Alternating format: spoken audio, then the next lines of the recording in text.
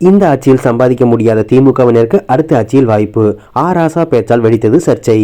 நடப்பு திமுக ஆட்சியில் சம்பாதிக்க இயலாதவர்களுக்கு அடுத்த ஆட்சியில் சம்பாதிக்க நடவடிக்கை எடுக்கப்படும் என திமுக நிர்வாகிகளுக்கு அக்கட்சியின் துணை பொதுச் செயலாளர் ராசா உறுதியளித்துள்ளார்.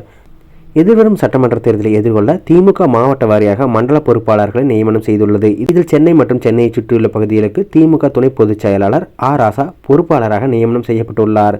திருவள்ளூர் மாவட்டத்தில் நடந்த திமுக நிர்வாகிகள் கூட்டத்தில் ராசா கலந்து கொண்டு பேசினார். இக்கூட்டத்தில் அமைச்சர் ஆவடி நாசர், சட்டமன்ற உறுப்பினர்கள் வி. ஜி. ராஜேந்திரன், கிருஷ்ணசாமி உள்ளிட்டோர் கலந்து கொண்டனர். இக்கூட்டத்தில் பேசிய ராசா தனது மகள் மயூரியை பார்க்க லண்டன் சென்ற அனுபவத்தை பகிர்ந்து கொண்டார். லண்டனில் மாணவர்கள் ஹோட்டல்களிலும் ஐஸ் பார்களிலும் வேலை செய்கிறார்கள். அவர்களுக்கு சம்பளம் கிடைக்கிறது, வசதியாக இருக்கிறார்கள். ஆனால் நம்ம ஊரில் சாதி பாகுபாடு மனதில் ஆழமாக பதிந்துள்ளது.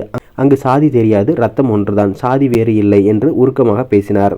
ஒப்பந்தங்கள் மற்றும் சம்பாதிப்பு குறித்து ராசா பேசுகையில், எம்எல்ஏவிடம் போனேன், விஜிஆரிடம் போனேன், எந்த ஒப்பந்தமும் கொடுக்கவில்லை. அமைச்சர் ராசாவிடம் மனு கொடுத்தேன், எதுவும் செய்யவில்லை.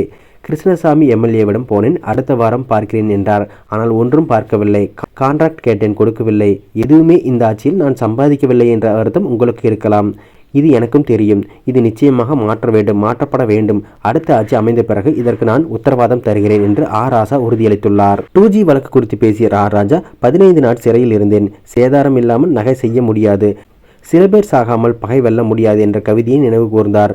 அந்த சேதாரத்துக்கு யார் பொறுப்பு என்பதை தனியாக பேசுவோம். ஆனால் இந்தியாவையும் தமிழ்நாட்டையும் காப்பாற்றும் வல்லமை முத்துவேல் கருணாநிதி ஸ்டாலினுக்கு மட்டுமே உள்ளது. அதற்காக உழைப்போம் என்று உறுதியளித்தார்.